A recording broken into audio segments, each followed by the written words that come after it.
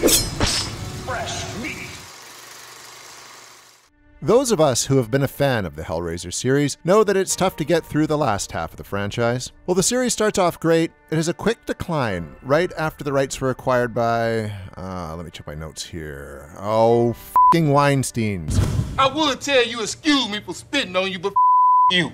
Big surprise, but before they got their grubby little hands on meddling in the series, they started off by distributing one. Hellraiser 3 to be exact. This sequel would end up being the highest grossing sequel of the franchise, before the Weinstein stink would relegate the series to straight-to-video hell. Before this film could be made, the rights changed hands between multiple companies and caused multiple delays.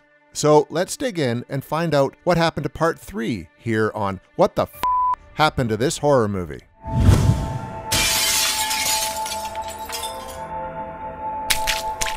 New World Pictures and Clive Barker's company, Film Futures, met about a third entry into the franchise before Part 2 had finished filming. Barker's idea was to center the future sequels around the Julia character, but Claire Higgins opted not to return to the series. Her character was killed off in Hellbound, and they decided to move forward with other ideas. Some included possibly setting it in ancient Egypt, Pinhead trying to resurrect himself, or an entire building becoming a lament configuration. Glimpses of these ideas would make their way into the final script. Before the movie could move forward, financial problems arose. Future Films had problems after 20th Century Fox had demanded drastic changes to Barker's film Nightbreed.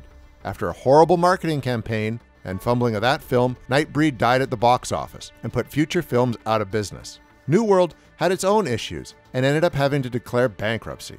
After the smoke cleared, former New World exec Lawrence Cuppen formed Transatlantic Entertainment with the idea of grabbing a few New World properties to create sequels. This included Hellraiser, Children of the Corn, and a few other smaller properties. With new owners, they began to look for a writer and director for the sequel. One of the filmmakers they approached was a pre-Lord of the Rings Peter Jackson.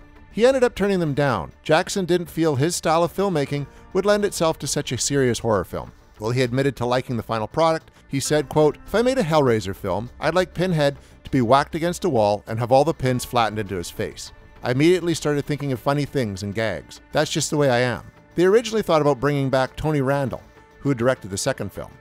He was already working on the script for Part 3 with Peter Atkins and seemed an obvious choice to jump back into the director's chair. After realizing his take on this film would end up being too bleak, they decided to go a different direction. While the first two films had been dark and nightmarish, the new producers wanted to go in a more mainstream route. They felt the dark tone Randall would bring would push away casual moviegoers and wanted a more fun film with broader appeal. A person on the production team suggested Anthony Hickox, as they had just worked with him on Waxwork 2, Lost in Time. One person who wasn't a fan of this idea was Clive Barker. He had not enjoyed Hickox's previous work and thought he was completely wrong for the series. The producers moved forward with Hickox anyway, and when Barker met with him, he told him he had to take the work seriously and not turn it into a comedy. Hickox agreed and would use the previous two films as a template. After the events of Hellbound, Hellraiser 2, Pinhead and the puzzle box have been trapped in the Pillar of Souls. It is bought as an art piece by nightclub owner JP. After taking it back to his apartment at the club, he discovers that it craves victims. As he feeds women to it, Pinhead begins to regain his body. On JP's tail is an investigative reporter named Joey. She witnesses a victim of the puzzle box being brought into the ER and becomes connected to the young woman, named Terry, who now possesses the box. They begin to uncover who Pinhead is and how to stop him from reforming into our world. Spoiler alert, they don't, and Pinhead gets released from the Pillar of Souls. He goes on to create a new band of Cenobites, as he does, and takes his fight to the streets.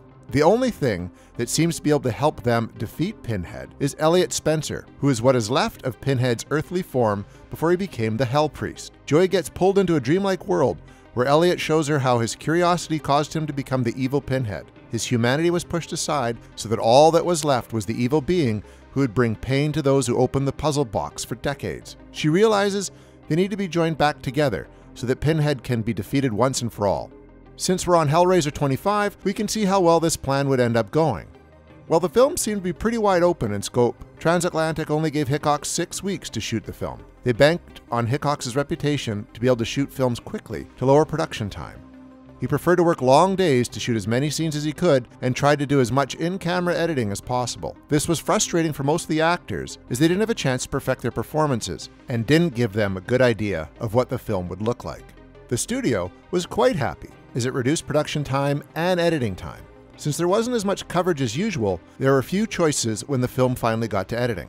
Doug Bradley said, while he enjoyed working with Hickox and the rest of the cast, this was the most uncomfortable Hellraiser set he had worked on. During the first part of the movie, he had to act while stuck within the pillar. This restricted him to just the use of his face and voice. He had other issues, including the Pinhead makeup, which the effects crew had changed. They had made it with fewer applications, which made it easier to apply, but had made it more uncomfortable on his scalp. The tracks the pins were laid into on the underside of the makeup sat harshly against the top of his head. His only saving grace for this film was that he had found an optician to get him a prescription pair of black lenses that were required for Pinhead to wear. This made it so he could wear them longer and help stay in character. While Hickox had found a way to shoot the film quickly, he still encountered a few hiccups while dealing with the cast and crew. During the sex scene between JP and Sandy, the actress refused to do the scene topless. After multiple back and forths, while trying to figure out a solution, it was finally agreed upon that she would appear topless and that JP would be holding her breasts during the scene, thus covering them from the camera.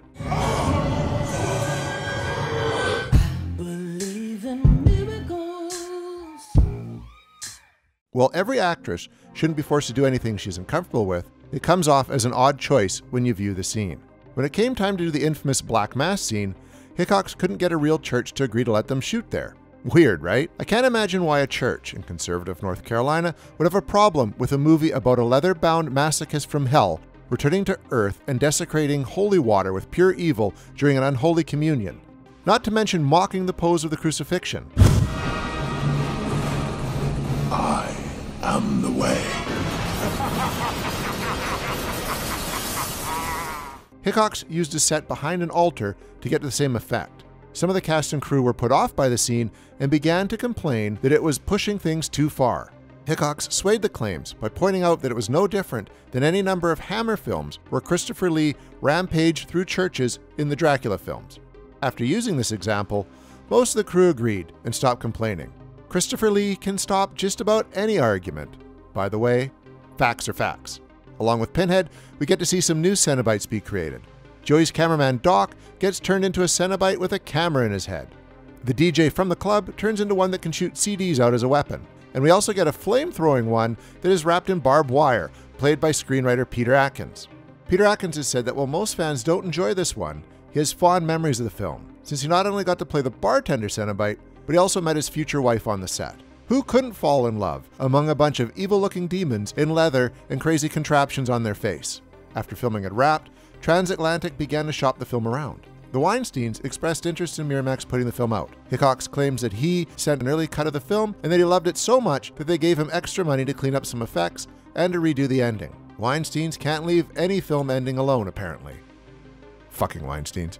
If true, then it helped pay for some CGI imagery, making this one of the first horror films to use the emerging technology.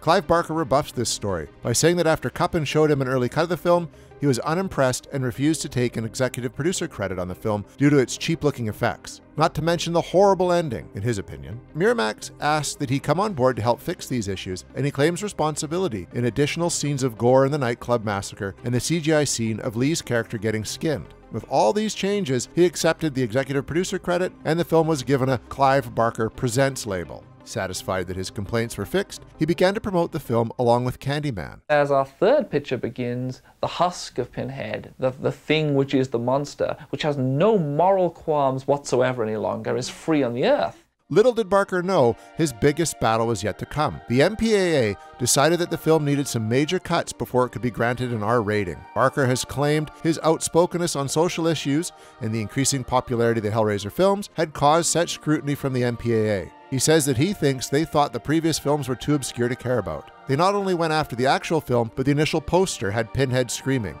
The MPAA decided this was too disturbing and told them to remove the character from their marketing campaign. Miramax decided to use a composite photo of Pinhead from the original movie's poster. After the MPAA tried to claim it was too disturbing, the studio was able to successfully claim that it had been deemed appropriate during the first film's marketing, and the MPAA had to give in. Well, it can be said that taking a property that had a cult following and trying to shoehorn it into a mainstream box could be bad. This film actually got a lot of praise from critics and fans alike when it was released. It would gross more than any other sequel in the franchise. The downside is that this film could be linked to the series being churned out to such a degree that the original became so diluted that every film after the second just about lost any meaning. Or We can all agree that the Weinstein brothers are to blame. Ah, f***ing Weinsteins. Human names, human memories, they have no place nor meaning in our existence. After this film, the franchise went on to be controlled by Dimension Films and the Weinsteins across 2 different companies. While Bloodline had shown some fun ideas, Pinhead in space, why not? In the end, it was the last gasp of the franchise on the big screen. From there forward, it would be relegated to the direct-to-video market. Scripts that had nothing to do with Hellraiser would be retrofitted to shoehorn Pinhead into them to make new, less than good Hellraiser movies that had nothing to do with the original lore and mythology of the characters. Just when hope seemed to be on the horizon and the rights were about to expire, a film was thrown together to keep the rights in-house for the foreseeable future. Clive Barker himself had expressed interest in getting the rights back to do a proper remake of the property, but the grip that the Weinsteins held onto the series was a firm one. Once the company fell apart because of Harvey Weinstein, the company and reports indicate that Clive Barker has regained the rights to the original movie. This gives him control over the original film, which would let him add remakes or sequels to the series. One question is, will we ever see Doug Bradley in the makeup again? He stepped away once the movies were being made just to hold on to the rights to the series. Hopefully, a good story can bring him and Clive back together again and create more bloody hell together. This is a reunion that could bring a tear to the eye of any hardened horror fan. Demons aren't real. They're parables, metaphors.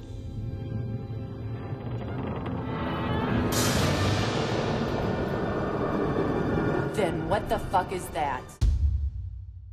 Anyway, thank you for watching our show. If you like what you see, please subscribe to our JoBlo Videos channel. Tell your friends who like this sort of content, and turn on the bell to receive notifications for all our latest videos. We are an independent company, and we appreciate your support. And if you have any suggestions for future episodes, please leave them in the comments below.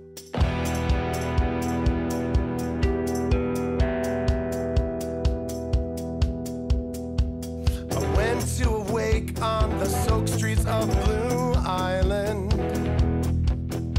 And my father, though a strong man, you know, I swear I saw him crying. Another generation gone has ceased subsiding. When you say a prayer and you put him in the ground, you speak a whiskey and it's Markham bound. Ain't no new shit going down on the soaked streets of Blue Island.